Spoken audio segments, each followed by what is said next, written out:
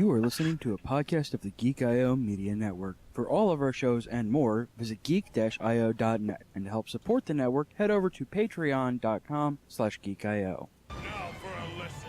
Konbanwa, Anime Otaku Show e yokoso. Good evening.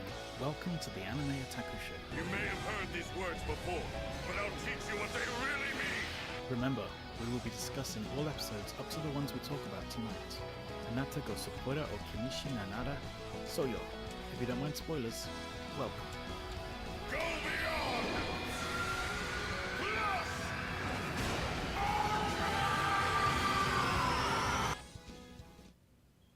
Yes, indeed. Now, okay, so a little bit peek behind the curtain. I know this is the reason why Raul didn't want me to play the sound anymore, but it's really weird hearing this thing that I worked on sound like garbage for me. And I get it, but it, makes me sad that everything kind of sounds like it's running through a potato.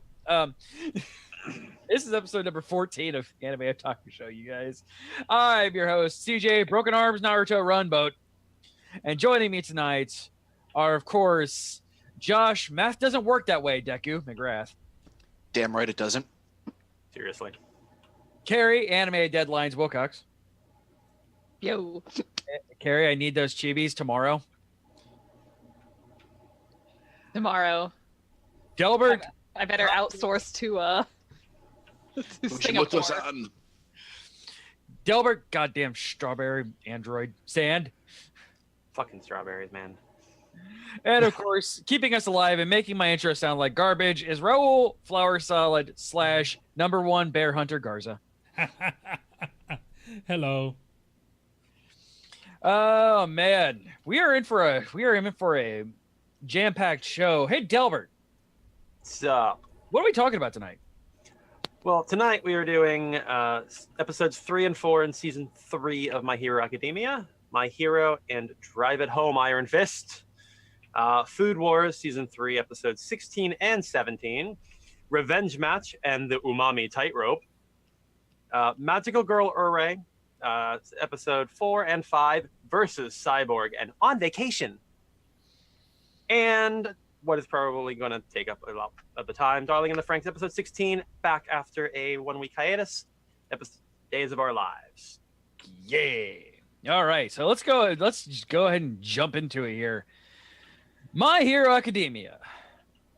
So good. I've been waiting for that episode, for the My Hero episode.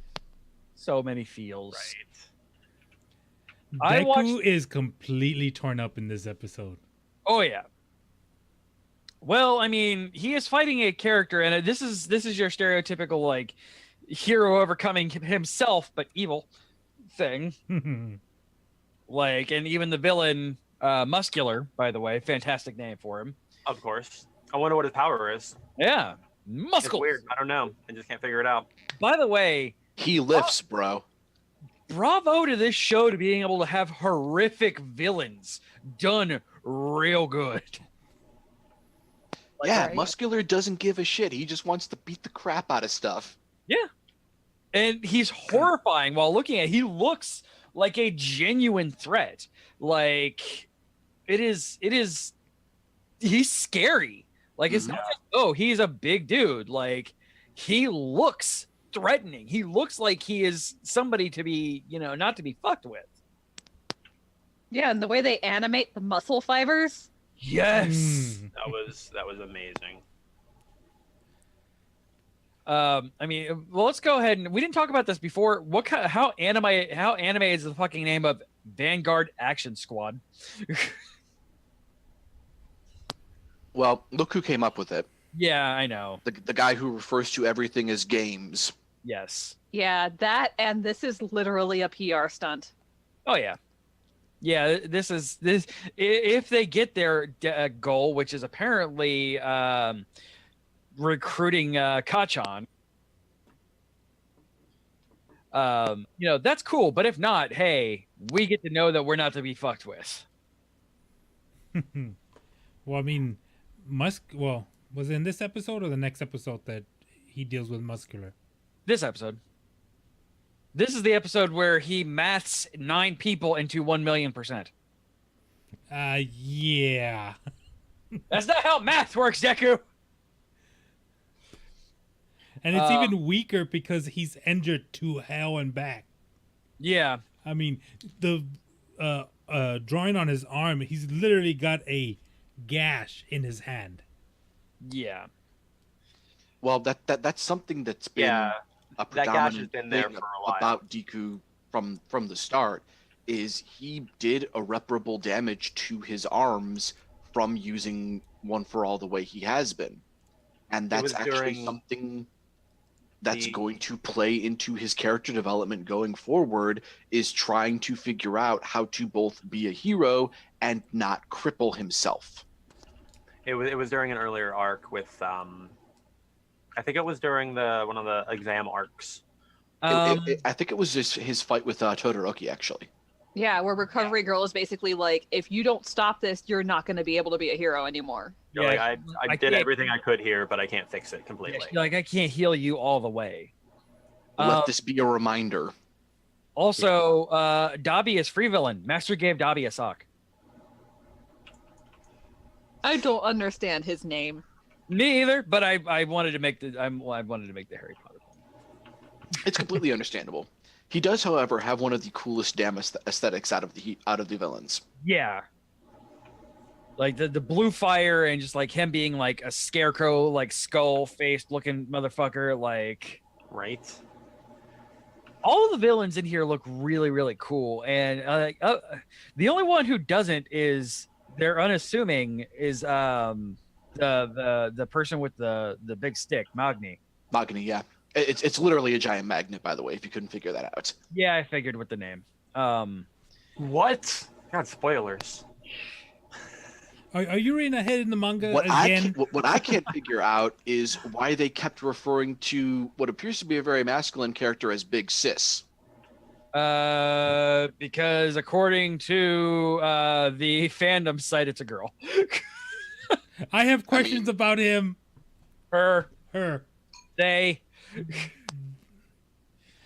Oh, Trigger warning. What does he say? It's like, I No, have that's questions. the end of the episode. Yeah. Oh. Yeah, no, it is essentially a masculine woman fighting a masculine woman with Magni versus Tiger. Well, I mean, Which is beautiful. I mean, Tiger is a man, so he was not born a man, but he is a man. But yeah, Magni's a woman. Kenji Hishiki, also known by her villain name Magni, is affiliated with the League of Villains and is part of its Vanguard Action Squad. She and the rest of her team serve as main antagonists of the Forest Training Camp arc. Kenji prefers to go by female pronouns despite her masculine presentation. I wonder if she's a trans woman because Yes, Kenji is a masculine. Magni was a transgender woman with a masculine build with thin facial hair around her chin, long, smooth, dark red hair, big oval eyes, and big lips. So it's two trans people fighting, which is fantastic. And it's never mentioned. Like, it doesn't matter. That's the best thing about this. Like, you can have representation of having these two trans people be the biggest brawlers on the scene, and it's never a thing. Right? Like, it's nice for it to be brought up so they know that the representation is there, but just reference it and let it go. Like, They don't make a big deal about it. yeah. Yeah, and especially for Tiger to have transitioned and remained a member of the Pussycats is a big fucking deal. Yeah. Oh, speaking of the Pussycats, they might be short one, right? Oh, Pillbug? No. Not Pillbug. Is it Pillbug? The one blue-haired one? The one that we just see a table with blood on Yeah, it? it's Pillbug. Oh, okay. No, that's Pillbug. That's Ragdoll? Ragdoll. And their fucking names. All that matters is Tiger. they're all cat breeds. Yeah, I know, but all that matters is Tiger. Tiger is pretty fantastic, but yeah. More than likely, we have one death. The fight with Muscular was so good in the manga, and they did such a beautiful job with it in this episode. right up until you watch, Deku basically sort of give up for almost a moment there. Yeah. Mhm. I'm going to sacrifice myself so you can get out of here. That's all that matters. And then what does Kota do? The exact same thing Deku did at the start of the series. Yep. Throw himself into harm's way because he couldn't stand what he was seeing. Exactly. Yeah. And hey, look who inherited his parents' water quirks. Yay, Coda. Well, they showed that previously where like it had like what could be considered water indents if properly applied before the villain showed up. Like they flashed over to next to his thing where there were impact points. And if you think about it, it's something that a fire hose could create. That's a good point. But yeah, then, with that slight distraction that Kota creates, you watch Deku's eyes light back up. Yes. Yes, literal splash of water to the face. Yeah, exactly. And wait, are you getting stronger? What is this water? What's happening here? And then he just goes plus ultra, like just Basically. smashes muscular into the Also, silent mountain. that is not how math works, nor geometry, or not geometry, geography, Deku. Yeah, and another thing that I really like about the anime, that little effect that they've added for One for All, with the points of light connecting to one another, that is unique to the anime. Oh, nice. And I love it. Yeah, that's a nice effect. Like it gives you that sense that he's digging a little deeper and connecting into that deep well pool of power from One for All. He's digging into the Avatar well. Basically. Yeah, something like that. So like I was playing around with when Delbert was over here yesterday. I was playing around with Deku's attachment to the One for All is being a mathemagician. It's not the speed. It's not being able to break his body over and over and over again. Nope. It's weird. It's making numbers that aren't actually there. To be fair, he has All Might in that chain. And All Might is worth at least more than one person. And Yeah, but it's funny you should mention that, because really Deku's strongest attribute thus far has been his brain. yeah, The reason he's gotten this far isn't just One for All, it's the fact that he has spent his entire life analyzing everything. yes, From the way different heroes fight to the way certain quirks work. He's just smart. And that's one of the things I love about him is, yeah, he could eventually punch through a city block, I'm sure, at the very least. We've seen what All Might can do with One for All. Changing wind pressure to the point it affects the weather. So he's a powerhouse, but his brain is his strongest muscle. yeah, absolutely. And it's because he dealt with so much time like being powerless, he had to find a way over it. And unlike what I'm guessing what All Might did, which was maybe he had a little bit of heroics, but I'm guessing he wasn't as bright. Yeah, I mean, All We don't Might see seems much of like him right now without seems his like power. he's 100% muscle, but like he just does everything brute strength, but he does have enough smarts to get him through. He operates more on instinct Yeah. Hmm. and like street smarts. Like he's the wisdom and Deku is the int. Basically, yeah. Yeah, he's strength and wisdom, and Deku is int and dexterity. Neither one of them great on con stats, by the way. Well, I mean, All Might was. Was, yes, but speaking strictly current continuity, Mhm. neither one of them have real good Yeah. stats.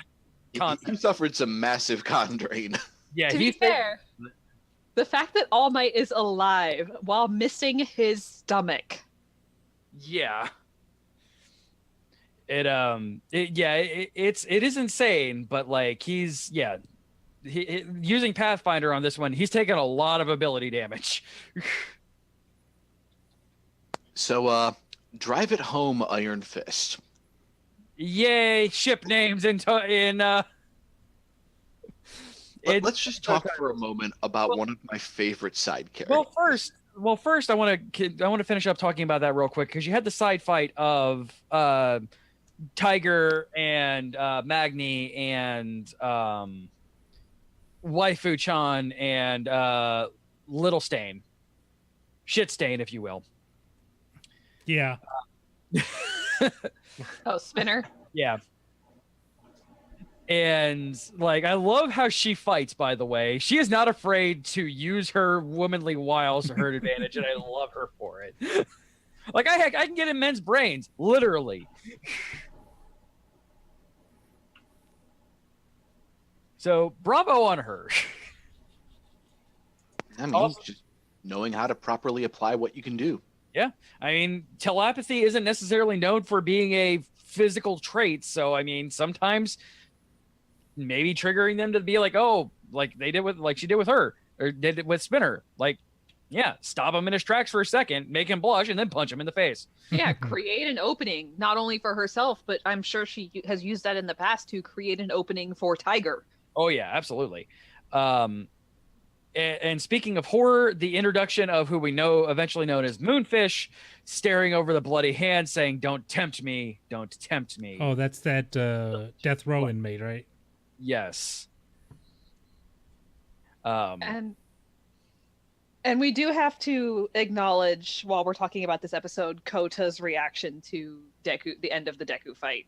I cried. Like, I just absolutely cried with that. Like, it was... This show is so well done on that. And...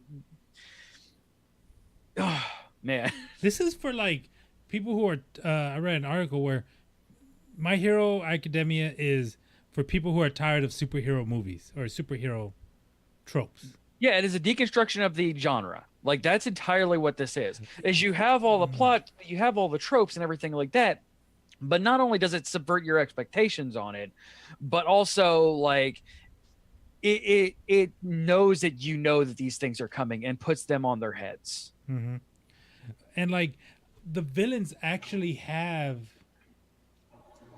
a valid gripe against the heroes. It's just they're not being villains just to be evil. Yeah, some of them are, but I mean, for the most part, yeah, it's, you know, we want to be as free as the heroes are. Like, yeah, well, Muscular just had one.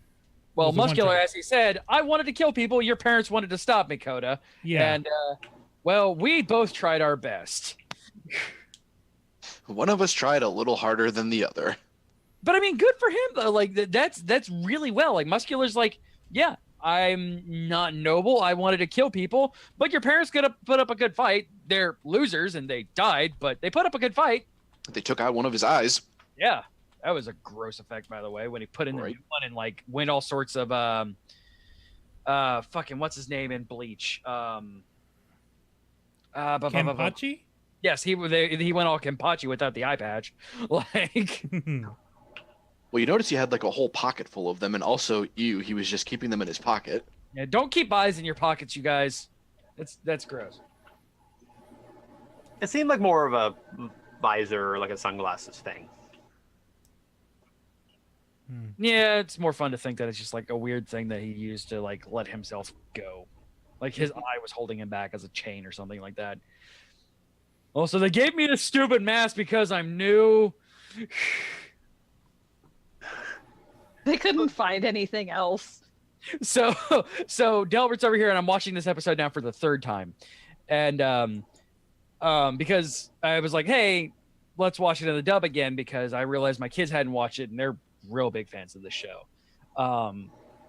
and I'm watching this, and he's talking about they couldn't get shipment there past the time I go, and that's why you need villain Amazon Prime. Mm-hmm. But yeah, in the end, Deku wins. And next episode. And it's a good callback, too, to what Todoroki was saying about, hey, you need to reach somebody with your actions sometimes. Yes, Deku listens to people, and that's another thing of one of his superpowers is he is willing to learn, like, and willing to adapt. I like how it doesn't go down like the normal tropey where it's like, yeah, he's not gonna listen or he's just gonna figure it out some other way or something like that. But it's actually giving him good advice. Yeah. And he listens and works with it and like adapts it to his own thing. Like, Mhm. that's the reason why he has full cowling in the first place. You go to a speed-based hero who teaches you, hey, maybe you should not just try and punch things. Yep. Egg in the microwave. Yep. All right. Iron Fist. Favorite name of any character ever is Tetsu, Tetsu, Tetsu, Tetsu, Tetsu. Yep. What are those parents thinking?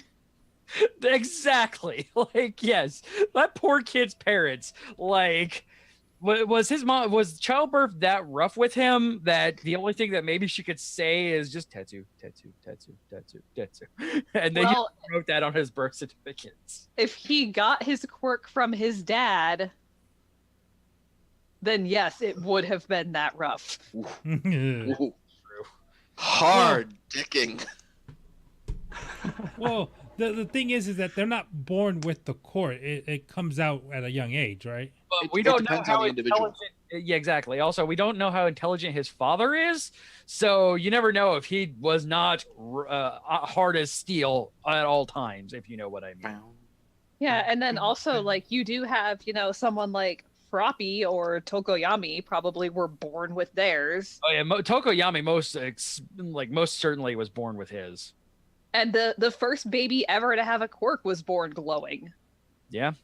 That's true. Yes. It's not that it's something that develops. It usually manifests at an early age if it's a quirk like Bakugo's, but I believe in the early episodes / chapters they establish that by a certain age, if one hasn't manifested in some way or form, it's not going to. Yeah, that's the whole reason, and it's all in like the pinky toe or something like that. Like that's how you know if they haven't developed a quirk that they will. Yeah, it's if they still have that joint, Yeah, then they will not develop a quirk. which I like as a hey, this is an evolutionary trait. Mhm. Like that's a nice play on hey evolution. Right? Yeah. So yeah, so you're born with your quirk and there's a ticking clock to manifest it basically. But some people would obviously manifest theirs sooner than the others. And especially if say Tetsu had a traumatic birth, the baby may have done that instinctively. Yeah, true. Yeah, because it does. It's mainly when like major stress happens. So yeah, if like his cord was wrapped around his neck or something along those lines, that it could entirely be a instinctive thing that to survive dying, he just went. Yeah. But yeah, that talk about cool villain designs. I really liked the grade schooler mustard gas villain. Yeah. Yeah. Also, Mustard. fuck you, dude. Bringing a gun. Seriously, the fuck. Yeah, but they call that out is the thing. Yes, they do, and I love them for it.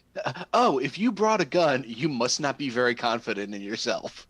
He's good with the gun, though. So I mean, there's that. He's able to break a freaking expertly made because it's from Yayarozo, or her name is real hard for me to say.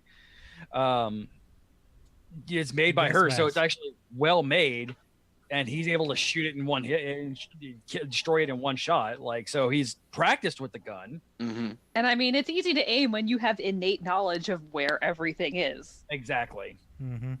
Yeah, I love the fact that it wasn't just like the creation and manipulation of the gas, but the fact that he actually gets sensory feedback through it. Yeah, that's real cool. Yeah, it's great that like these abilities, these quirks, you're able to. It's just not a one and done quirk. It evolves. It grows. Yes. Well, in the it was the previous pair of episodes we talked about when they had started the training arc. They flat out say your quirk is like a muscle. You need to exercise it. Yep. And these villains, because they are so oppressed, sometimes get to exercise theirs more. Mm-hmm. Makes me wonder what Deku's mom would be capable of doing if she tried. trained her quirk. Yeah, because I mean, telekinesis is a strong ability. Like, but yeah, she's like, oh, I just use mine to lift groceries. Yeah, and she specifically says she can use it on small things, but did she ever try to train it? She may not have wanted to be a hero. Yeah, and it's even if you don't go to UA, they bring up with Mustard. They bring up a fact that there are other hero schools. Some of them aren't as prestigious, and they don't really have a chance of becoming number one. Yeah, then that's the thing is UA is the hero school, but there are other ones out there and several at that, and you'll actually see that going forward, which is nice. Are we gonna get the Wizarding Tri-Cup tournament of hero school soon? Kind of. But close. And the other school has some real rad people in it. I do hope they. I mean, I like this one because they focus on Class B for a moment. Like, Yes. it is awesome that they're like, and Tetsu says it like, "Hey, we are in the same school. We passed the same test. We're in the same course. They're only better than us because they've had experience. Yep. Let's get that experience." Oh, what's this? 5 people from Class A are in this? Damn him! I fucking hate that guy, and he's beautiful for it. I think I like fucking grape juice more than him. He's Oh, I do like their one of the characters actually calls it out. They're like, dude, are you okay in the head? yeah, you're in here too. Like, And I gotta say, I like how his English voice actor did it. yeah, right. He's so good. Everybody in this show puts their best into it, and I fucking love them for it. Like So the funny. English dub, like there is a reason why I prefer it over the Japanese. It's just because like I feel and I can relate with these voices because I understand what they're saying at all times. Like, and they always like everything is just 100% with them, and I love them for it. Yeah, so we also figure out that between those, we figure out, hey, Big Fist is not just being able to punch people real hard, but she can use her hands as fans, and she knows how to use her ability. Thank you for proving that Class B is able to is just as competent with their abilities, sometimes more so than Class A is. Big hand's gonna fly. Oh yeah, Calling it. catch these giant hands. and She's gonna start flapping really hard. And she's they gonna fly pointed away. out at the beginning of training when they're doing the Class 1A, they're each doing the individual, and then they bring Class B in. There's 20 students now. 40 students now. Yep. And the teachers have to individualize a train regiment for all 40 students. Yeah, I just kind of hope that they jump more. Like, I hope some of the Class B people recover and like we get a little bit more on them because I love the Class A guys. But like, I made a joke with the recap episode that here's Class A. We get introductions to everybody. We should talk about Class B. Nobody cares about Class B. But what? No. God damn it, Eraserhead. Talk about that amazing dodge that he does. Yeah, From man. point blank from Dobby. Eraserhead is freaking boss. Like, don't mess. There's a reason he's a pro hero who is specialty in taking down difficult villains. Yeah, like he is not somebody to be trifled with. You do not 1v1 Eraserhead. You will lose. And not to mention that all of that is from his own training, because his quirk is only his eyes. Yeah, like his ability, his strength, his speed, everything like that exactly is all him. Like, well, training, because I think they said he was in the same class as All Might. So like when you have somebody like All Might in your class, like you have to try, or else you are going to just be outshadowed entirely. And while that may have made, he seems like one of those kind of people that pretend, like, I forget what they're like, the tsundere, but with school. Like, oh, not like I wanted to pass anyway. Shit, I only got a C. But yeah, and also we get the fact that we get the Deadpool villain too, with Twice is amazing. He is one of my favorite villains in the series. He's acting. I'm like, and now we have Deadpool. Which one's Twice? The black full mask of the gray head, who creates duplicates of Dobby as a free villain. Oh, okay. Also Moonfish, horrifying. Jesus. Yeah. Oh. Also, Moonfish is me. I can't have fun. I have to work. Thank you, Moonfish, for being every office worker ever. Right. But yeah, real nasty villain, that one. Oh yeah. What's your quirk? Weaponized teeth. Yeah, you're a villain.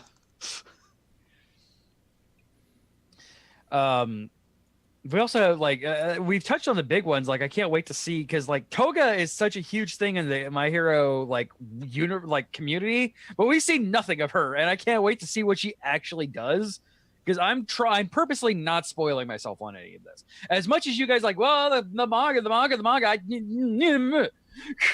See, the issue there was the first season was so mind-blowingly amazing. I could not be satisfied waiting for season 2 to come out. I needed more My Hero, and so I had to go read the manga. And even now that I'm current with the manga, which just keeps getting better, by the way. Oh, I don't doubt it. Now I'm like, oh, cool. Episodes are starting. I can see how good this is. Yeah, I was the same way with Bleach, by the way. Like they did the break for the Bound arc originally, and I'm like, the fuck is this? Because I didn't even realize, like, you can't have like a huge massive thing like what had happened, and then you jump into the Bound arc. I'm like, what the fuck is happening here? And then I'm like, oh, it's just filler. Okay, cool. I'm gonna keep reading this. And it's the same thing with me and Sword Art Online. Like, it's okay. Everybody likes their own brand of trash. I read the manga or the light novels first, and seeing that made and looking like I thought it would was the best part. And by the way, everybody knows that I just like picking on Delbert with him liking Sword Art. I don't hate Sword Art. It's just fun to pick on him because that's the popular opinion.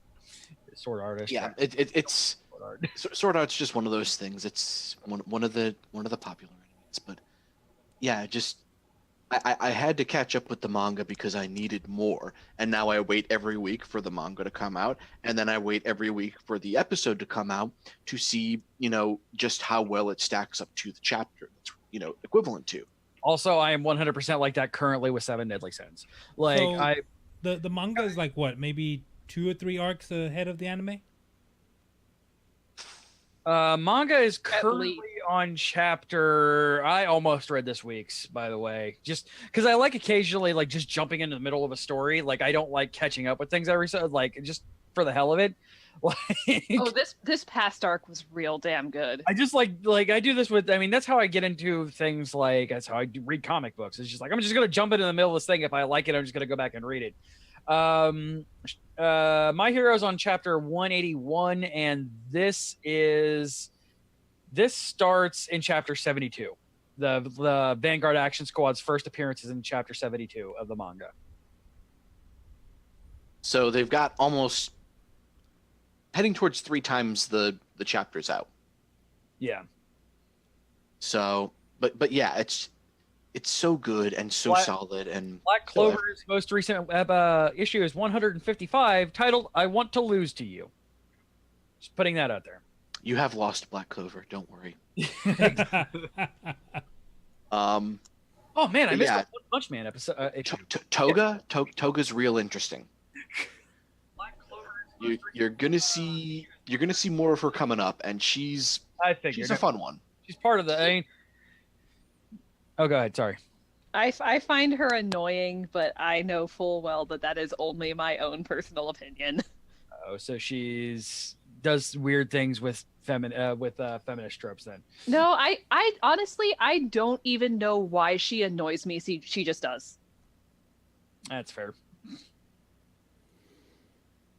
That moment when.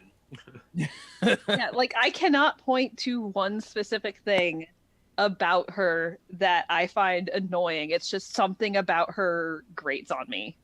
And I don't mean that as a shot carry. It's like I just know like the one thing that instantly makes you annoyed at people is playing with feminist tropes and kind of shitting on them. So like, oh god, no. Yeah, she doesn't. She just she's just what her character has not resonated with me very much. By the way, do we get more of Gadget Girl? I loved Gadget Girl. Yes, actually. Yes. Sweet, cool. I'm in.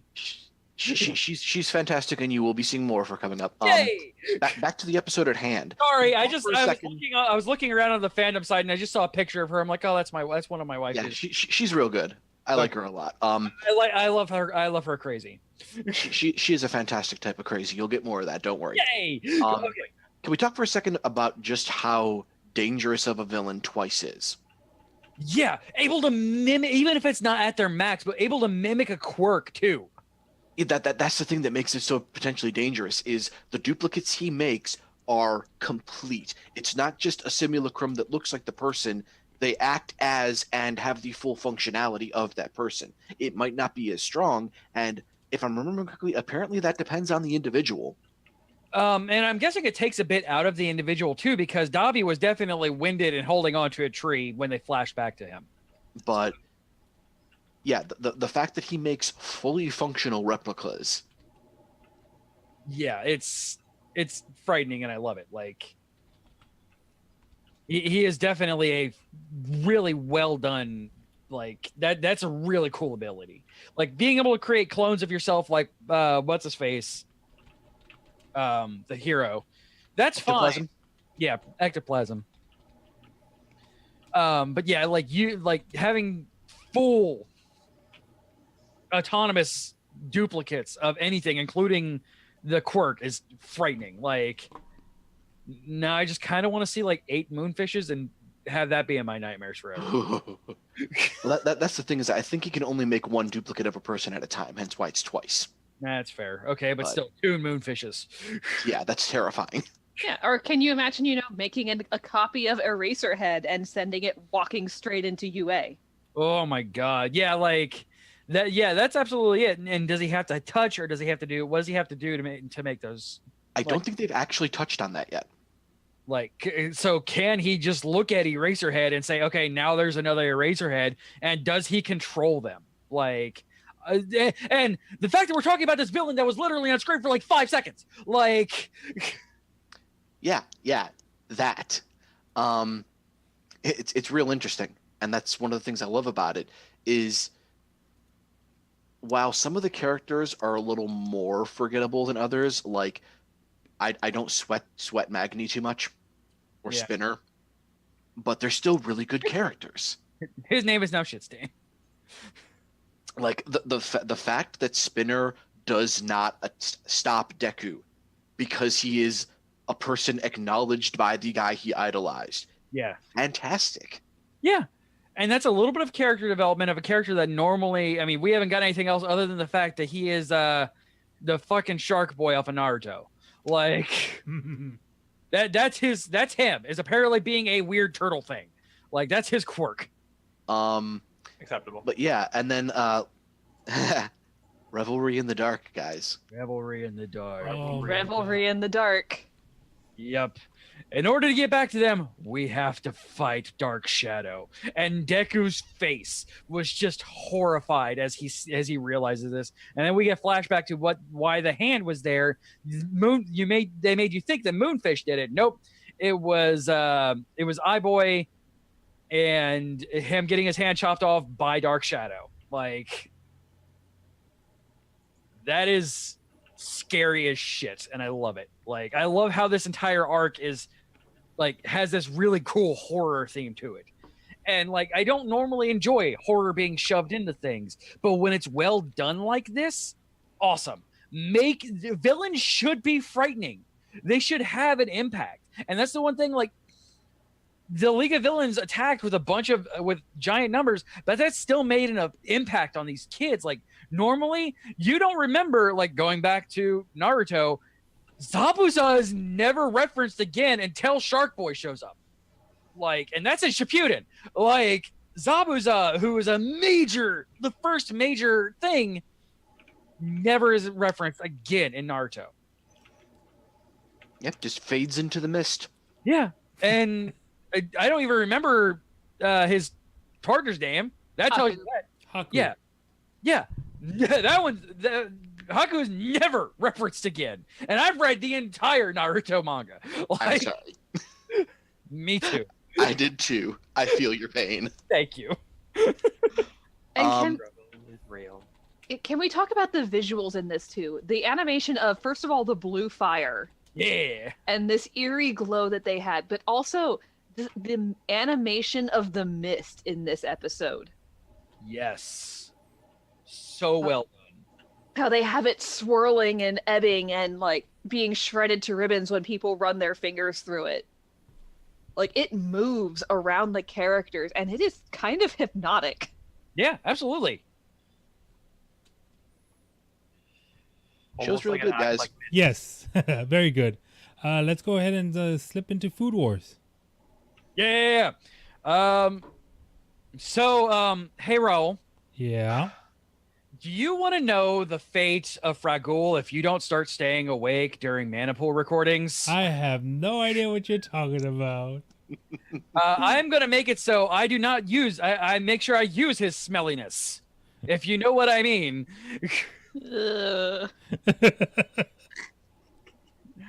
See, I'm surprised Raul even showed up to this recording because we know he can't bear the puns. Oh. Yeah. Though these couple episodes are certainly pawsome. Like they were real good. The fight's getting pretty grisly though. Yeah, absolutely.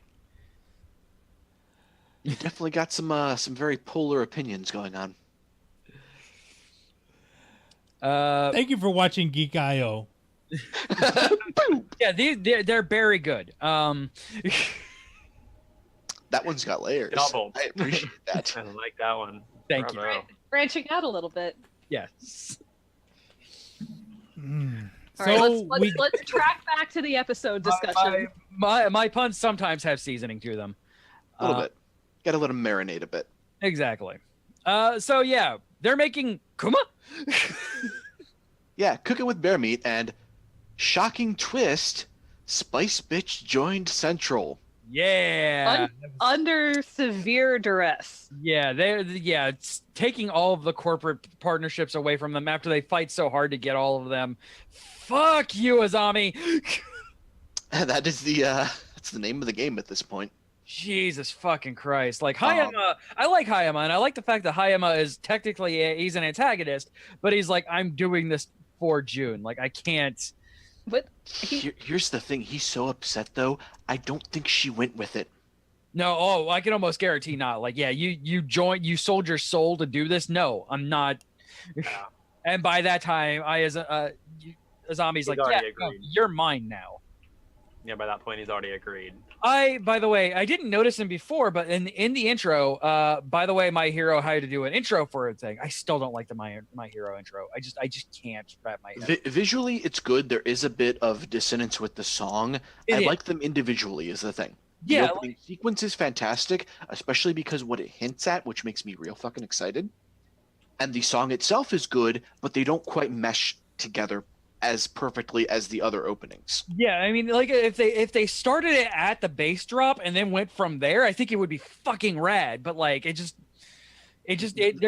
start is too soft for what's being shown. Gelbert nailed it by calling it a Bleach intro, and I'm like, yes, in fact, you are 100% correct in that. I think it's because this arc kind of signifies a shift in tone a little bit. Yeah, there's a whole lot of things that I'm noticing in the intro that haven't really been there before, and I'm kind of frightened by them. Today's Anime Otaku Show brought to you by steaks. Delicious bear steaks. Raul, stay awake during Manipool. Delicious bear steaks. Also, develop there's or else he'll turn into I'm gonna start using his loin. But yeah, like there's a lot of foreshadowing in the Shokugeki opening, and I fucking love it for that. Like I've been waiting for stuff to happen in the anime so we could talk about it. Yeah, and I'm like, hey, but I noticed, I'm like, wait, and this is before I saw the episode. I'm like, wait, freaking, god damn it, Kuga, he's with the good guys. That's cool. They keep telling me I'm gonna like his character, but he has to show that. Oh my god, it's Kuga. Comes back with aplomb. Or the when you guys when this episode, like when the intro first aired for the very first time, and you guys are like, man, why is Soma fighting Hayama and there's a bear for some reason? And I'm just sitting over here like, yep. Yes, children, yes. patience, child. Watch. But yeah, this arc is what made me love Kuga, and I love seeing him in the anime because the manga does a bad job of reminding the viewer how short he is. Yeah, even the preteen girls like, yeah, you're short. What are you talking about? You're shorter than me. Yeah, what I really love about the drop with Hayama being part of Central now is just Soma's reaction. Hey, you've got something weird on your blazer there. Yeah. Steal that from somebody on accident. And And it wasn't even on his blazer; it was on his shirt. But Translation issues, but yeah, when, still, it's like you've got something dumb on your shirt. Are you sure you didn't grab that by mistake? And I know it's kind of bouncing between the episodes a little here, but Well, not a lot happened in this episode. In the first episode, it's like we got an introduction. montage, yeah. Yeah, we got the introduction of what the fight was with Bear, and I was like, oh man, I can't wait to make puns at Fragul on that one. and it's Soma trying to figure out like how the hell am I supposed to cook this? I love his thing. He's like, man, just once I wish I would stop getting a spice-based element when I have to face off against Hayama. Right. But yeah, I love his reaction of, I need to figure this thing out. Let's go look at where it lives. Yes. I have And- no idea how to work with this. I need to find out, or I'm going to lose really bad and get I expensive. need to understand this ingredient. Also, the fact that Kuga, as a friend and colleague, because Soma gets a lot of shit from his friends, because they're always like, "Oh, it's Soma, you're doing some weird thing again," and Kuga's like, "No, this is a great idea. Let's help you with this." His minions. I love his minions so The, much. the Chinese food minions, yes, are the best. Like, Hup. Whoa, hey guys, chill. They were making a human pyramid, but Soma stops them. Right? don't stop them. Let them do their thing. Was Yeah, it, exactly. Let them get their Sentai pose off and The head chef. Spice Man. I can't remember what his name is, but the big muscular dude. Oh, Doji Masan. Dojima. Yeah, when he says As a like- Yakuza player, it makes me happy that he exists. when he says Right. genius is good, but like don't let it. Yeah, that's some massive foreshadowing right there, apparently. It's specifically it's foreshadowing to a flashback. So, for backshadowing, But yeah, be careful to maintain a good relationship with your talent, or your talent will turn on you. Also, I love him and Soma like doing all these stretches together, and Uga's just like, "What the fuck are you guys doing?" yeah, like he Big walks in, man. he walks into the bath, and Dojima's naked as hell, and Soma's just like, "Sup?" And Kuka's like, "The fuck is that? That's a penis. That is a mighty, mighty penis. And so it was just like, yeah, I've seen this before. Yeah, I'm gonna This get is in on nothing this. new. that penis is probably as tall as Kuga is. Let's face it."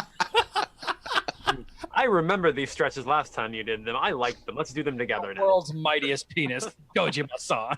And And then Dojima's then we get introduced to an absolutely fantastic and one of my new favorite characters, Oh, with Nasan, Dad. Yes, Nasan. Oh my god. Oh who my- has inherited the chest bearing. Yes, he's so stuck up. Oh, I guess he's a doting father and what? My daughter's so cute. My wife is so cute. My daughter's so cute. My wife is so cute. He is the equal Hughes. He's me. He's Food Hughes. Yes, He's but at literally least in this Hughes. one he won't die, right? Hopefully. I mean, Right? the food might kill him, but I mean, so far as I know, he's still alive. Yay. but yeah, just the fact that he shows up. A Toski brand looks phone like a who's appeared. stone cold fox badass. You find out that he's Alice's dad, and it's like, okay, her character makes a lot more sense now. And then he starts gushing, and it's like, oh my god, I love this character. Yes. And then he tries the food, and he goes for the tie loosen, and then suddenly, boom! He who has inherited the chest bearing. Thank you, It's like, Dojima. oh right, he sends Imon's grandkid. Yeah, I also like Soma looking at the screen and explaining more of the Nakiri family. Family tree. Like, Yeah. Oh, so Thank he's you, this Soma. person. Got it. For one quick second, can we talk about Dojima's face when Soma asked if he had joined Central? yeah, like the Ooh. fuck you talking about, Oh. kid? Yeah. He was real pissed. Yeah. I'm amazed Soma didn't go through a wall at that point. Who the fuck do you think you're talking to? Like, I think the only reason someone didn't go through a wall is because they had that previous rapport. oh yeah, absolutely. And Dojima realizes that Soma's kind of an idiot at times. Yeah, Soma's. Well, I only mean, he good- hung out with his dad, so he would know. Exactly. Yeah, his And dad he would have also been the number one challenged- seat, but he kept on trying all these like disgusting recipes. Also, Soma challenged a former seat of the,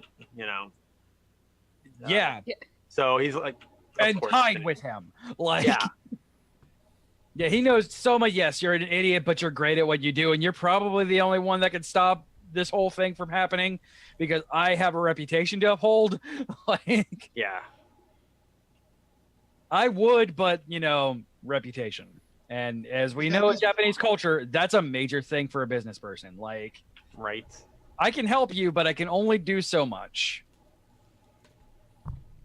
I like you, kid. You got moxie. Basically, yes. Oh man.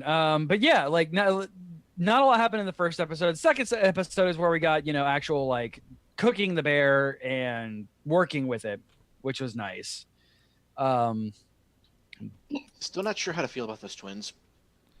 I was okay with them until they took off their clothes. God damn it, Shokugeki. Stop! Can we not just once? At least they're not doing it as often as they did in the previous season. Oh, I don't care about how often, but like these kids are like 12. Just stop. They're like, fine, make everybody naked. Just not the. It's the same thing that happened to me when I saw the Lolly seat get naked. I'm like, just, God damn it. Why? And I know why, because it's the show we're watching, but God damn it, why? Have some decency. Yeah, like, make everybody else naked. I don't care. By the way, this is the first, because Rachel doesn't watch this episode a lot, or this show a lot. She's like, she sees Dojima posing. She goes, okay, now I'm interested. I'm like, oh yeah, that's right. Yeah, they are equal opportunity. Like, they do not, like, everybody is open game with being out in the open for everything. Magical cabbage. Oh, magical cabbage. Would this be Which a is a good good time segue, to? actually. Yes, very good segue. Yes, indeed. Magical girl or a. Oh what my the god! fuck is this show, guys? Oh, it's the greatest thing ever! They're This throwing Kamen Rider into my magical girl, and I kind of love it. show makes me so happy. Just listening to this intro makes me so ridiculously The stupid. intro is great. It's like it's one of the few intros that I can actually watch each episode. Yeah, I am sad that the manager's glow sticks haven't changed color they recently. don't in the next episode either. I watched episode 6. I'm not going to spoil anything for this show that is not at all spoilable. But yeah, it's still orange in episode 6 too. Oh. But yeah, like the first episode is, I mean, We get introduced to a new character, yeah, Fujimoto, a guy who's Fujimoto apparently a cyborg. Cyborg. With a plastic bag on his head. For a good reason that's explained in the next episode. Is it really though? Kinda. I mean, spoiler alert, he has a human face. Like, this is a spin-off of One Punch Man Cyborg. What's his fuck? Genos? Yeah, Genos. Yeah. Like, it's obviously a poke at him. Like, He's a straight up reference to Kamen Rider, though, is the oh, that thing. too. Yeah. The first Kamen Rider Ichigo, was a guy who was turned into a cyborg by the villain organization Shocker, but their brainwashing didn't take hold, so he used his new cyborg powers to beat the shit out of the organization. So Genos is also a reference to that then. But his belt with the 4 spiraling like red fans, that's an overblowing of the original Kamen Rider belt, which was just a silver disc with a red spinning Gotcha. fan in the center. Yeah, and then my transformation, which is nothing. Like, Yeah, and like this is, I'm gonna put a link in the Twitch chat. This is Kamen Rider Ichigo. fucking strawberries. Frank.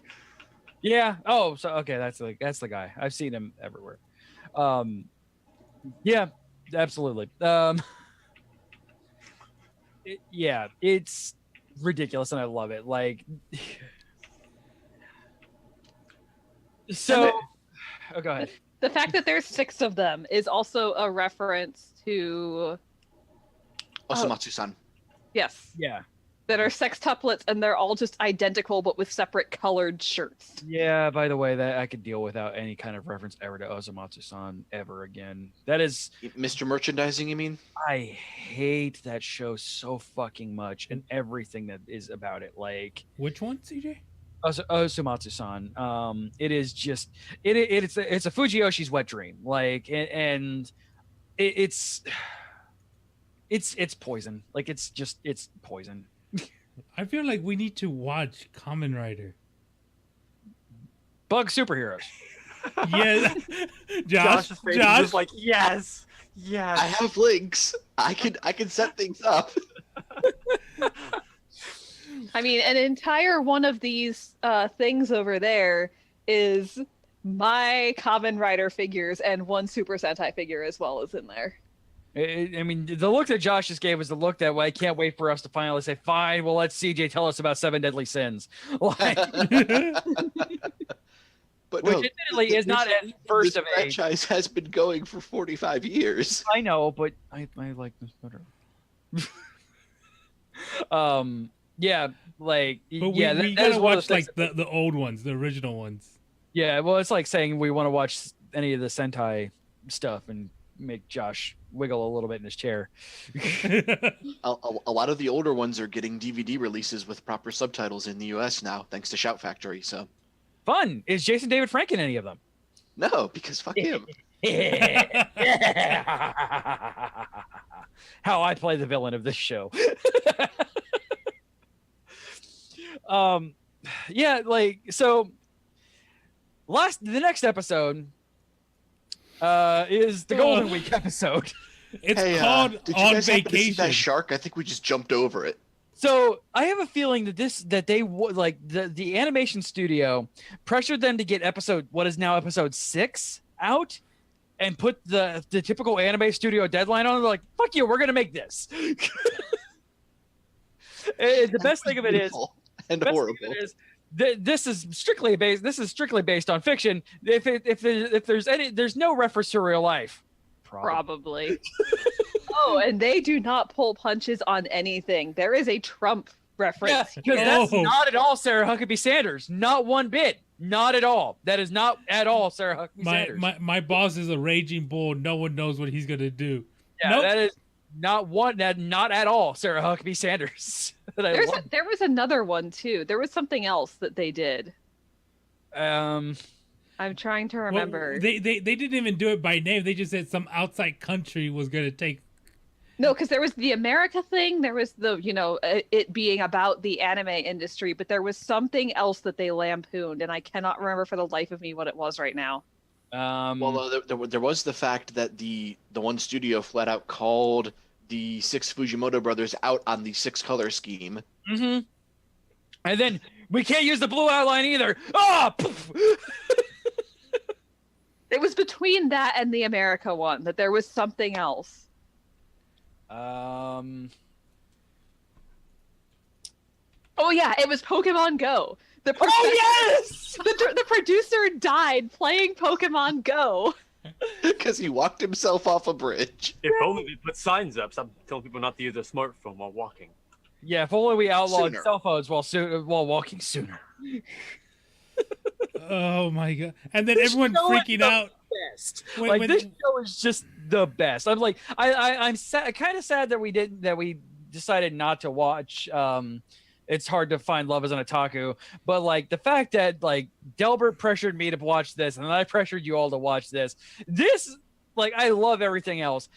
I love this show so very, very much, to a point where I think this might be my favorite thing of the season because it's so different. It's Like, fucking ridiculous. Yeah. yes, And I this like is the little exactly what I need right now. the little breaks that they had. Like we're on vacation. Yeah, right. Yeah, Yeah, the episode preview is magical girls on vacation, and you think it's going to be them fighting crime in Okinawa. No, they're literally on vacation from the episode. Yeah, it's a school trip. We can't do anything. And then they come back, and then they end the At episode. the very end of the episode, and My they job do here a is fucking. They show up and they do a fucking double rider kick, which is a trope from Kamen Rider. Because Straight up lampoon that. it's funny because them being the Kamen Rider, androids. It's like. Oh, And then the monster dissolves into a bunch of the little squirrel shits. Yes, because of course they do. And then ice for some reason. Reasons. Yeah, And, because then everyone lampshades the ending. Yeah. It's like, well, this doesn't make any sense. Makes as much sense as anything else. yeah, it makes complete sense within the context of this show. And Rachel's like, I have no idea what's happening here, but I hate it and I love it at the same time. I'm like, yes.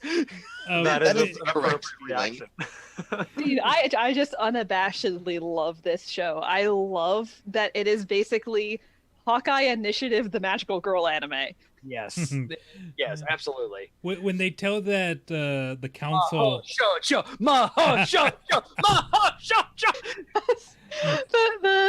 Him confirming that they're magical girls and everyone flips their shit, and meanwhile the two idol girls, one of them is now in love with Ore. And now we have the tsundere. Because we didn't have that before. the whole freak out when they said the anime industry was going to end. Yes. But how is my favorite anime going to end? I had just pre-ordered the DVD. That Kickstarter just got funded. Oh my god. The realest of episodes. So like, and I've said this before, like Pop Team Epic did their thing, and it's referencing the anime world and everything like that, but they do it out of spite and out of anger. Like this show, like I feel that there is absolute love there, and Yeah, they take those tropes and they cradle them in their hands and fondle them and then flip them on their fucking head.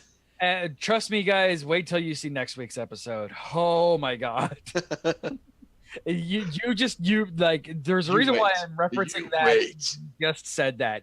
It is. I just accidentally started watching it. Like in all seriousness, I was doing something, helping Rachel with my giant vegan milkshake.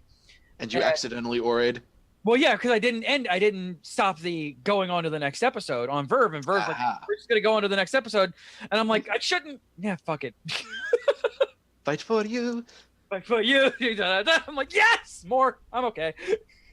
I am a little bit sad that Ore still can't sing in his masculine form. Like, That would have been the best. I wanted him to have a voice of an angel. Like with all the promises that Yakuza dude was giving Saki for becoming a magical girl, like I was really hoping that he would actually get a decent singing voice. We did get in the previous episode. We did get a nice boat reference when they were beating up the minions in the studio. yes. The nice boat meme. Also, can we just talk about that cyborg special attack? You're just punching them in the nuts. That was a regular kick to the nuts. Why did you jump? Why did you do that? That's the way the rider kick goes. It's always a jump and a kick with lots of special effects and explosions. Yep. So the fact that it was just a straight kick to the nuts. And then after the fight, they're standing there covered in blood. And everyone's like, what the hell just happened? Yeah, everybody's like horrified that these girls just watch. By the way, the magical girl stuff has a power. Yeah, it It does. sucks blood up. Yeah. What happens when it gets full? We don't know. I would have been better. I would have lived a better life not knowing that. And everybody is horrified in the studio except for Mohiro-chan. Yes. Who's like, you saved me again. Yay. And like he doesn't say a word. He just shake his head. What we get better subtitles for his body language. Before? What, he saved you before? And you're grateful? Yes. I'm doing visual, shaking my head, but I'm not on camera. It's so good and so refreshing. Like it is just it is just the Coda splash of water on me. Like It's just too good. I may have also downloaded the intro theme. Like, just it makes me so happy to hear that. The opening song is so happy and good, and everything is good in this show. And it's not like super saccharine horribleness like Cardcaptor Sakura is. Yeah, no, it's lighthearted and it's ridiculous and it's whimsical and yeah, it doesn't take itself seriously in the least. No, it does not at all. And yeah, like I said, I am excited to hear what you guys have to say about the next week's episode, because it takes everything that we've learned so far, except for the episode where they were very angry at the anime studio, I'm guessing. I really want to hear a super like high production quality version of the "I hate carrots but I like sellotape better" song. I would buy a soundtrack on it. I also Delbert and I were talking about how to fan cast the dub, and it's basically this just Dragon Ball Super. So another being Sabbath and Ore being Sean Shamel Goku, and the mascot being Frieza. Oh God. Or I could see Frieza being the guy we think is the villain, whose name I forget. He's not the villain. QA or something like that. Also, what have I started now? You're not the villain. You started a very good pop band. That's all. All right, so I guess that means everybody needs to buckle the fuck up. Holy So shit. we only have one episode to talk about in Darling and the Franks, so that means we're not going to talk about it much, right? Right? Yeah, absolutely. They didn't give us a shitload to digest just with the new opening. Yeah. Before we get into that, I do have one thing from the previous episodes that I thought I noticed when I was first watching it, but seeing the screen caps pasted next to each other confirmed it, and I'm going to put it in the Twitch chat. That Thanos took over the main intro. Yeah. I saw that and I'm like, God damn it, Reddit, why are you like this? Oh, Because Reddit. Hero, I don't want to go. God damn it, Reddit. But yeah, the that's the same person. Yeah. I think I know what you're talking about. Yes. So Carrie's got something real interesting to say about that, but I think we'll get to that in due time. It's so happy. So we got a brand new opening sequence, but the same opening theme. Yeah, just a remixed version of Kiss of Death. So Yeah, it's a remix, but it's the same opening theme, which you don't see happen too often. Yeah, I'm good with that. You very rarely get, even a remix theme with a new opening sequence. But holy crap, this opening sequence is fucking loaded. Oh, it it is. amazing. There is so much presented in the split seconds that they're on screen for, that there's just a lot to unpack just with this. And the end of the episode confirms something that you glimpse for a brief moment in We have a new villain. the opening sequence. Well, it's new / same villain, but it leads me to a really interesting theory, and that's the fact that I no longer am of the opinion that Hero is going to be the Blue Oni. Yeah. You see her for a split second, and then in the opening, and then again at the very end of the episode. There is another creature very similar to 02, Yeah. but in, shadowy blue at this point. But the thing that makes me make this connection is the fact that when you look at the logo, it's Darling in the FRANXX, FRANXX, one red X, one blue X. It's not XY, it's not any combination of that. We're having the straight female chromosomal composition here. One red, one blue. Yeah. So I think this mysterious new maybe villain, other 02 type figure is the Blue Oni. The internet is calling her code 001. We don't know that obviously, but that's what Reddit. That's the fandom name for her as of this moment. Yeah. And So- we're getting some other very interesting visuals in this opening sequence, like the fact that for a moment 02 with one wing is being cradled by two of those hands that came out of Grand Crevasse. Yes. There was some grand hands too. Oh yeah. Yeah, they were. Big hollow hands. Like they And remind. then, of course, we get the quote-unquote Thanos-y effects with her, dissolving into nothing and passing straight through Hero. And for a split second, he has one wing as well. Yep. I love that. Which goes back to the Gion reference.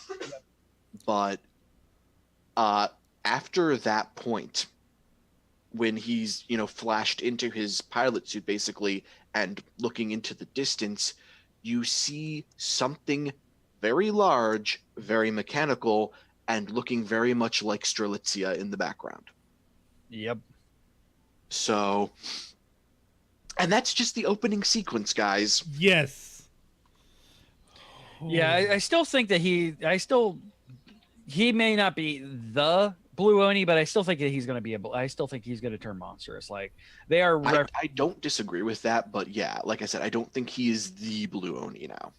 Or he might not have been the intended Blue Oni. Like 02 and quote unquote 001 might be the intended pilots of that unit they keep talking about that's almost complete. Yeah. But 02 has chosen Hiro as her Blue Oni. Entirely a possibility, yes. So we find out in the Episode proper. very beginning of the episode that 13's pretty much in ruin. Yeah, it is pretty much just their little house and like that their surrounding area. That is pretty much all that's left. Yeah, the And even that's caretakers kinda are fucked gone. because their water supply's been screwed. Yeah. They are no longer receiving any outside support. Yep. And that's intentional at this point. Yeah, and it's almost like they got kicked out of mom and dad's house and they're forced to grow up. Yep, and Dr. FRANXX is ordering it to stay that way. They're getting rations and that's it. We are getting a little foreshadow because one of the caretakers, the Nana, she's scratching on like this little gray patch on her side of her head.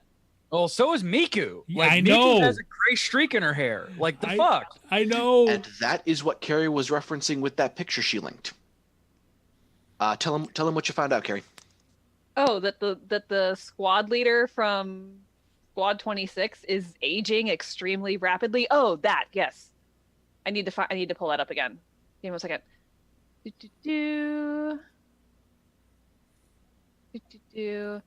Doopy doopy doo, vampy vamping, vamp vamp vamp, vampity vamp vamp vamp vamp vamp. Find it.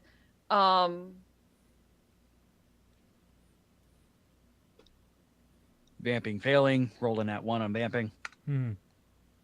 Yes. Yes. So Dr. FRANXX also goes by the name Werner. Werner syndrome, also called rapid aging syndrome. Okay. Oh, damn it, Trigger. Yeah, layers upon layers. This is what they do. So yeah, that brings about some interesting questions like how old actually are these kids? Yeah. And It's already been referenced by the one adult that Zorome has met that they're not going to quote unquote grow up. But it does really very much at this point seem like they have some kind of hard cap built into them. Yeah, they have an expiration date. And it looks like at least Miku is heading towards it. Futoshi too. He is not bulimic. He is getting sick. He is unable to keep food down. yeah. And who was it that had the fever? Was it Goro or? Both Goro and Ikuno had the fever. By the way, I now know her name because I've watched the dub 3 times. And Kuroko. It's disturbing, by the way. Little shit, 9 Alpha. He's voiced by Deku, and it like throws me off. Like, Man, talk about Kuroko and Mitsuri. Kokoro, yeah. Yeah. Yeah, oh, I love them. That little scene was like, oh, can you cut my hair? That was adorable. It was super cute. And Mitsuru actually starting to let go of the misunderstanding and realize that it was a misunderstanding and not a deliberately broken promise. Yeah. Also, he looks a lot better with that haircut. He does, and it's letting go of the past. Like it was referenced that he never cut his hair, so that's the reason why it's long, and like he just keeps it like, and now he can let go of the past because his husbando has acknowledged him. Senpai noticed me finally. Basically. Poor Zorome too, having this unshakable faith in Papa, and suddenly Papa has abandoned them. Yeah, no, he's adopting it. Why the hell should I pray for him? We did all of this. Yes. Well, he was doing that. He was doing that to keep himself sane, because after that is when he has the breakdown. Yeah. True. We have And to starts talk about crying. the meal.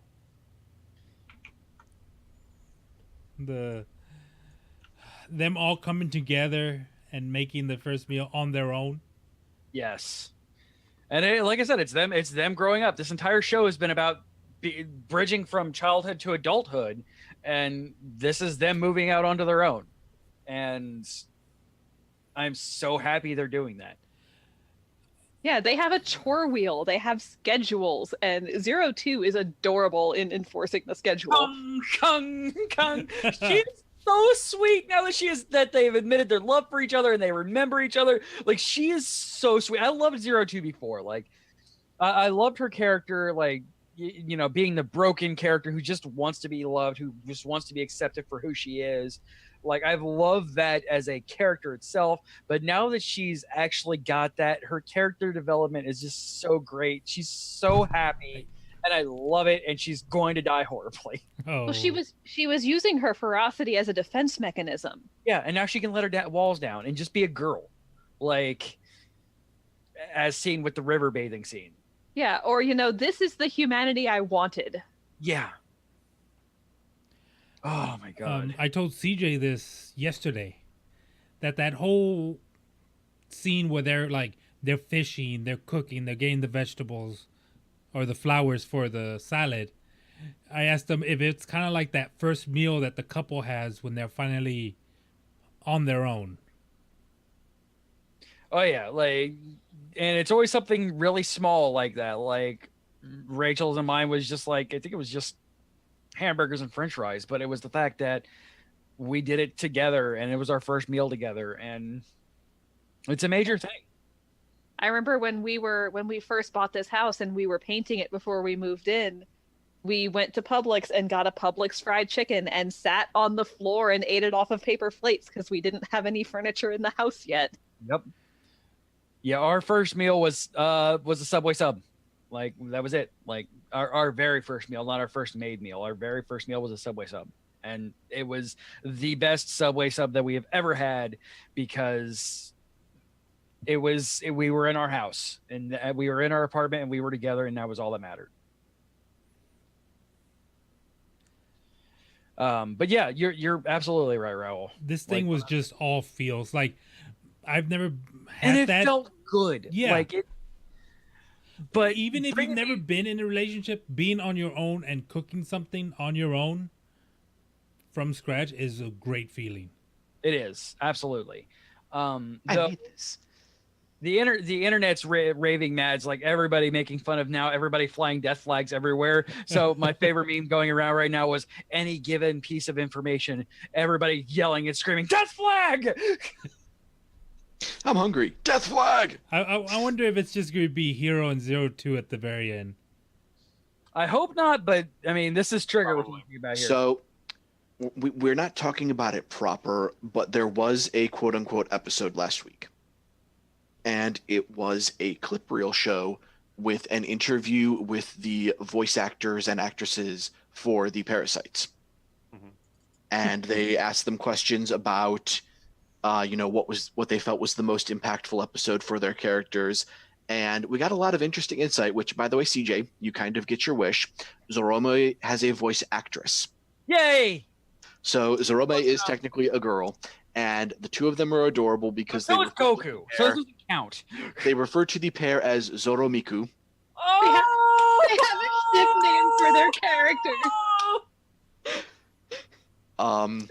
Yes! The voice actor for Goro did not like Goro at first because they thought he was up to something because nobody could be that good. Yeah, he was too nice until the beach episode when he let his hair down a little bit and was goofing off with the other boys. And the voice actor was like, oh, I guess he is that nice. Oh. So, but we got some interesting insight at the very end from the director himself. Oh.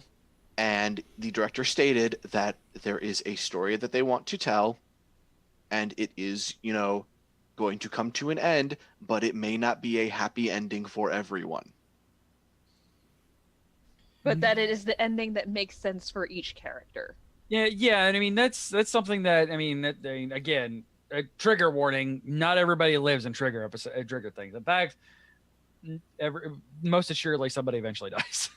Well, I know Gurren Laga, you got 2 major deaths, right? Or you got more?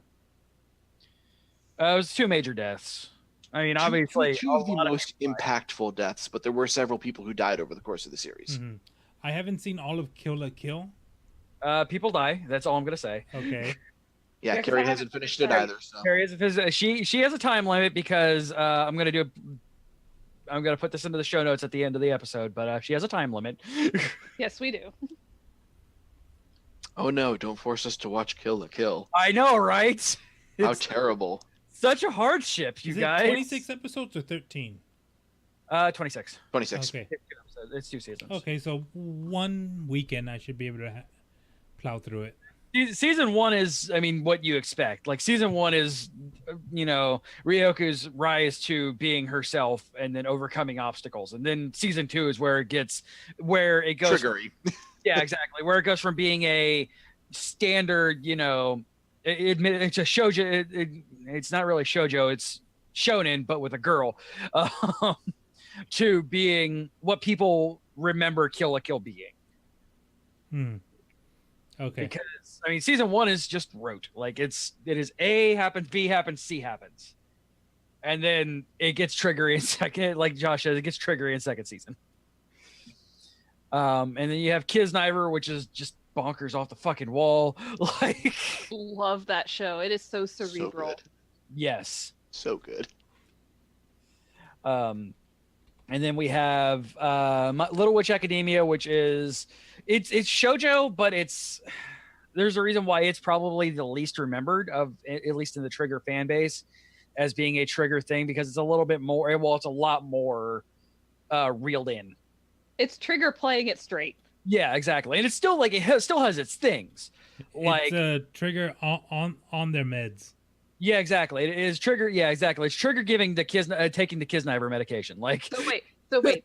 The Trigger scale is on a scale of Little Witch Academia to Fooly Cooly. which not a Trigger show, but still, It's very similar to Most. Trigger. Well, no. The thing is, most of the team that worked on Fooly Cooly from Gainax and Production IG went on to become Trigger. yeah. Oh, so okay, so we're that's gonna why- count her and log on as a. That's why Trigger. it's very similar. Yeah, like Fooly Cooly was Proto Trigger. Yeah. Also, I love them. That's where you can get a robot and go to the future and fight fight Lavos. Like it was great. Right? They still have the soundtrack for it. They played But every do time you you go to bed. spare him or let him have his revenge? Spare him. Also interesting, Papa sent a messenger into Grand Crevasse. Yeah, to guest talk to. By the way, all of this, even though it makes no sense, still makes more sense than fucking record of Grand Crest War. Like, none of this makes sense, but it still makes more sense than any of the nonsense that we got in Grand Crest War. Yeah. Here's Yeah. the thing: that Grand Crest War didn't make sense because of bad story structuring and bad, Pacing. not bad world building. Because I'm sure in the novels the world building was fine, but bad execution of the world building, and bad pacing. Yes. In this, nothing quite makes sense because you're not supposed to be able to make sense of it yet, because the point of watching the show is to figure it out. Yes. Yeah. Basically, with Darlifra, as it is apparently shortened. I'll take it. Well, that's how they referred to it in the special. Yeah, was so I don't know. I don't normally like things like that, but I'll take it. We are looking at this series from the eyes of parasites. Yes. We know what they know about the world. We get little tiny extra snippets, like with, the little asides from Dr. FRANXX or the apes up on high in their floating castle. Yeah, they're in Called Cosmos, space. by the way. Yeah, it's like, okay, They're not even living on the planet. Yeah, they're safe on everything. But we are experiencing everything through the worldview perspective of the parasites. So we know basically what they know. We are discovering things as they discover them. And that's a real good way to tell a story. Yeah. And not everybody can get away with telling a story like this. Like Trigger has earned enough respect because of their strong storytelling skills to be able to, like anybody else, any other thing, like having this weird like disconnect and everything like that, not feeding information, purposely withholding, like that would normally piss me off. But it's the fact that I know that I should expect these kind of things. Like I said, Kill la Kill is like what it is, everything that you expect it to be, and then it's not. You go into Kisniver and like 2 episodes, you're like, I don't understand what the fuck is going on, but I love it. Like, because if you're withholding information just for the sake of it and it's no driving point, it's not good. But if you're like, oh, the main characters don't know, so you shouldn't know. Yeah, but sometimes like if you don't have that level of respect, and if also like if your characters aren't interesting, then you're not good. Then it's going to be irritating. It's going to be super annoying. And the thing too is like, Darling in the FRANXX and all the other Trigger things before it, they give you little tidbits. They make it feel so satisfying when that one extra puzzle piece drops into place. Yes. So are the have you got to life fibers yet, Carrie? Do you know what life fibers are? Are the FRANXX made of life fibers? I mean, maybe that'd be cool. It'd be real interesting to get some interconnectivity going on, but yeah, like 'cause they don't normally do that. Like, but it would be fun just to be like, yeah, I found these things that I read that they were called life fibers, and then I made them my robots. I'm, like, I'm pretty sure there's a theory that links all the triggers. Oh yeah, there's absolutely. It's like the Pixar theory too. The like, Triggerverse. Yeah. Papa and everybody are actually the anti-spirals. Oh Jesus. Because I'm pretty sure that it's the humans down there in that crevasse. The garden the garden is a study in exotype of what the orphanage was in Kisniver. Like all of this is just post-apocalyptic, like everything. Like, well, I mean, the parasites are pretty much living parasites that came out of Klaxosaur cores. yeah, as far as we know, yeah, absolutely. There's no actual human, or if they are, like, if there's actual humans, we don't know what they are. But if they're even the humans we know at that point. Yeah, exactly, because we don't know the place. I mean, the adults in the plantations might be humans that were recruited like as workers, but they're being kept alive by artificial means.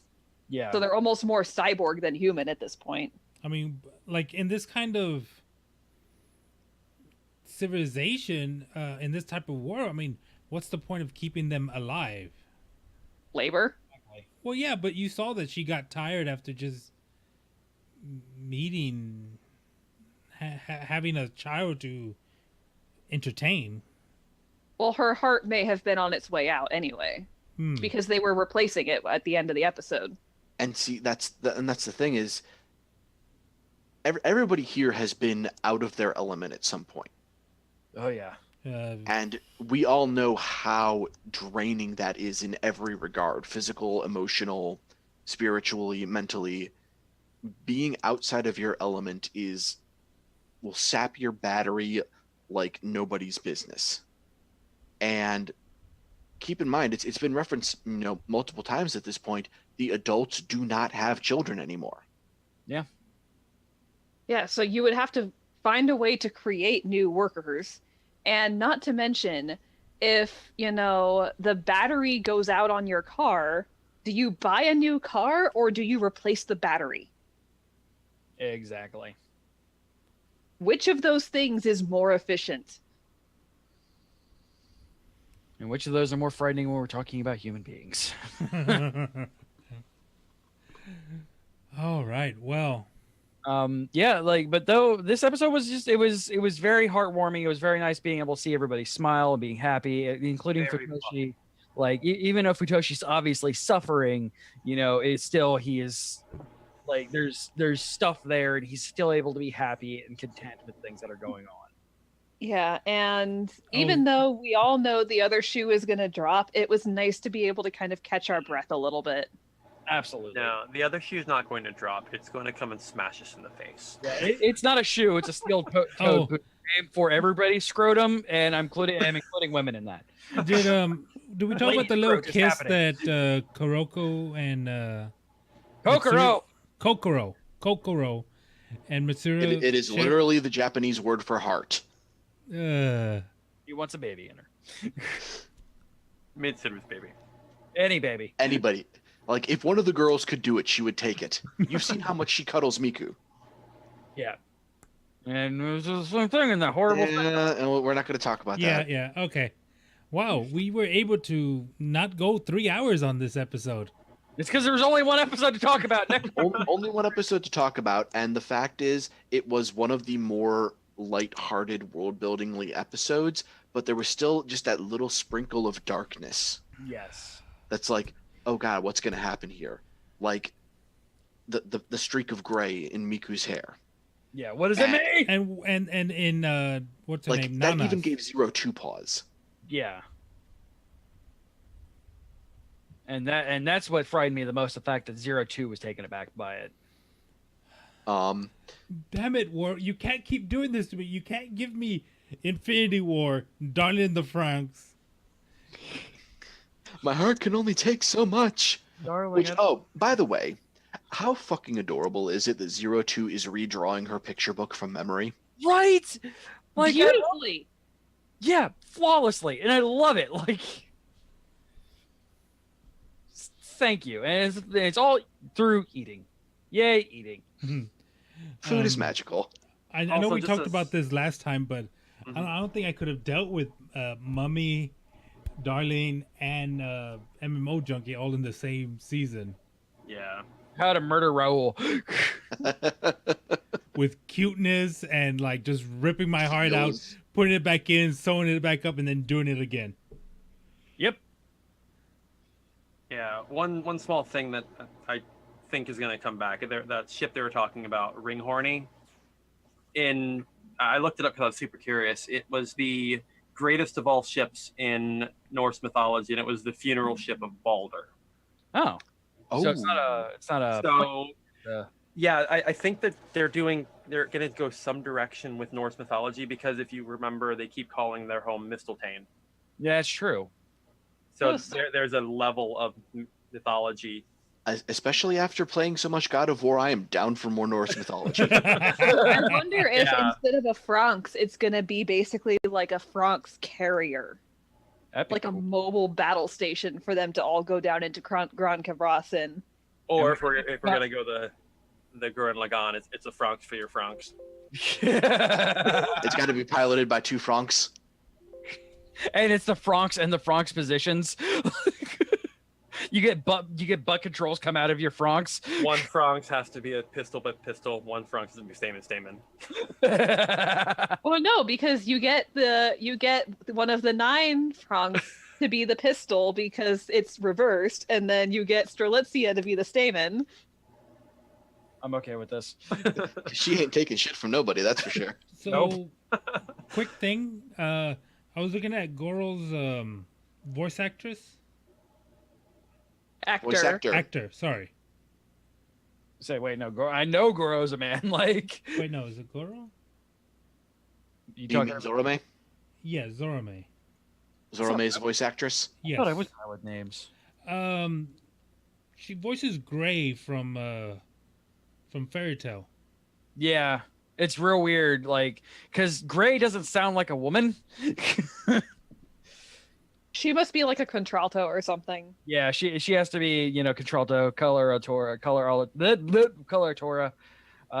something. Like she's obviously has some range, and I love it. Yeah, because even Zorome, like, I would not have expected to be a female actor. Yeah. I still would have liked one of them to be a trap. Like, and not even be like a thing. Like, just, yeah. Okay, yeah, I'm a girl. Okay, cool. Since it's like a full, it's an experimental squad. We've Yeah, been told exactly. this, that it's like they're I just completely blanked. Their FRANXXs are like all over the board. They're not uniformed at all. Yeah, and that's the entire point of them when you get 26. Yeah. Yeah. I'm sad we didn't get to see any of the other squad's FRANXXs. Like, I would have liked to have seen if they were the same as 26 or if each plantation, like, has their own Has squad its own of design. FRANXXs. Mm-hmm. Yeah, like I'm also saying, interesting yeah, too, though, you because- saw 26s, but that's it. Like, but we know, but like, not all of the squads are destroyed yet, so we still might get a chance to see them. And Yeah. the nines were relatively similar to each other too, though. Yeah. But they were also all relatively similar to Strelitzia. Yeah, but I mean, it seems, being a and then that's why 13 is more of a experimental, because not even the nines, the best pilots in the entire world, get specialized FRANXXs for themselves. They're production lines. Yeah. They might be It's- high-end production lines, but they're not. They're real good production line, but they're not. Well, it's interesting because they're actually labeled as Nine's custom FRANXXs. Mm-hmm. But even though, like, so I'm guessing that they're like that they're production line chassis, and then the cockpit is like tweaked slightly or something. But I mean, they're also custom in that the guys are the pistols, yeah,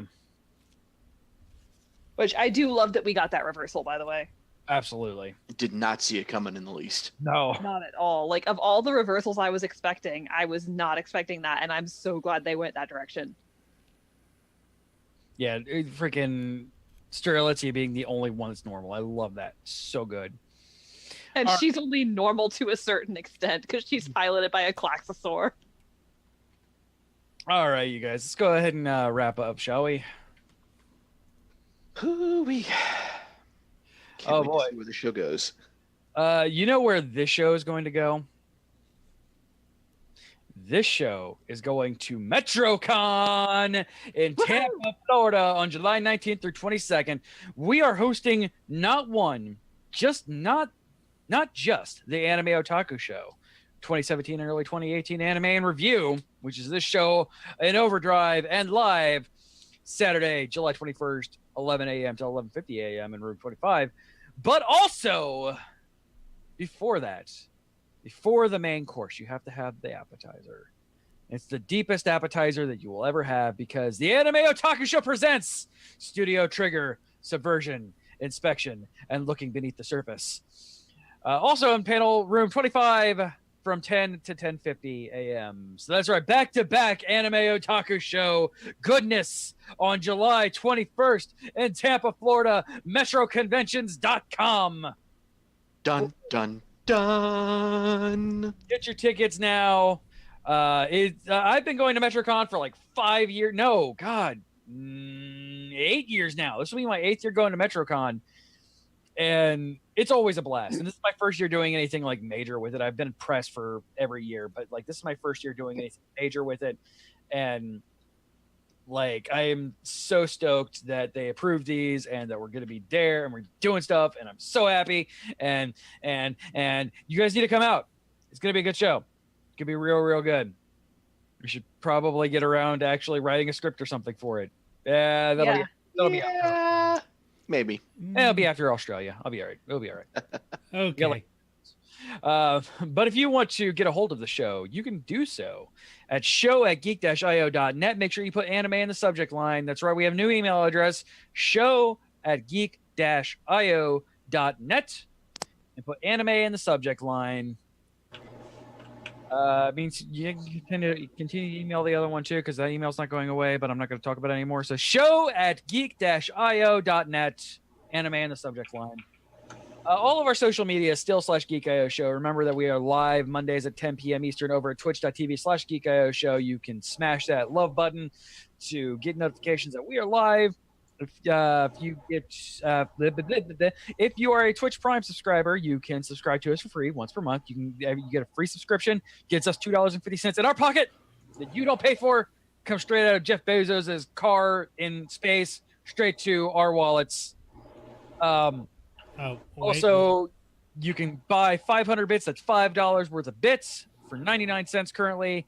I believe it's still a thing. I'm 99% sure it's still a thing.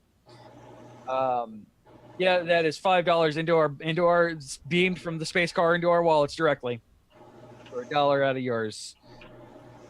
You can also subscribe to us, I suppose, but that's $5 a month. But if you want to do that, cool. That one you don't have to think about every month. I'm not going to argue. It's nice to see that. Please subscribe to us. Also, you can go over to geek-io.net for all of our shows, schedules, everything that we're doing. Come tune in Thursday. By the way, all right, so I'm going to put this out now. Thursday, the road to 1,000 followers is real, you guys. We are currently at 986 followers on twitch.tv/geekio show. If we make it to 1,000 on or before Thursday, which is our rant and review of Avengers Infinity War with the host of Scam School and the Modern Rogue, Brian Brushwood, on it, talking the biggest movie of our entire lives, I will be giving away a prize package worth almost $500. Damn. That is 100%. If we can get to 1,000 followers, $500 in prizes will be given out on Thursday. This will be our biggest show ever if we can cross over that 1,000 follower mark. I'll bring the party hats. Absolutely. Freaking bring them. We're going to make a big noise. I'll play the birthday song because why the fuck not? See Carrie's camera for actual party hats. Yeah, party hats. I don't know why this is on my desk. I was cleaning the den and now it's here. It's a great place for it to be, though. It's kind of like why I have a Santa hat on the bed. Always. I'm never removing the Santa hat unless somebody sleeps on this bed. But is there a hat drawer? No, unfortunately not. I have a cable drawer. I don't have a hat drawer. The cable drawer is that drawer right there. Is it full of Josh Brolin? No. Because then it would be purple and ripply. And so dark. It's so sad. But yeah. Thursday, Avengers, 10 p.m., twitch.tv/geekio show. 1,000 followers. Let's make it happen, folks. But for all of us here, we will see you next time. Sayonara. Oyasumi nasai. Bye-bye. See you guys. Bye. God damn it, Raul, when you're combo breaking. Hi, my name is Walter Buffalo, and I hope you've enjoyed this Geek Media Network production. Copyright 2018, you see how that works?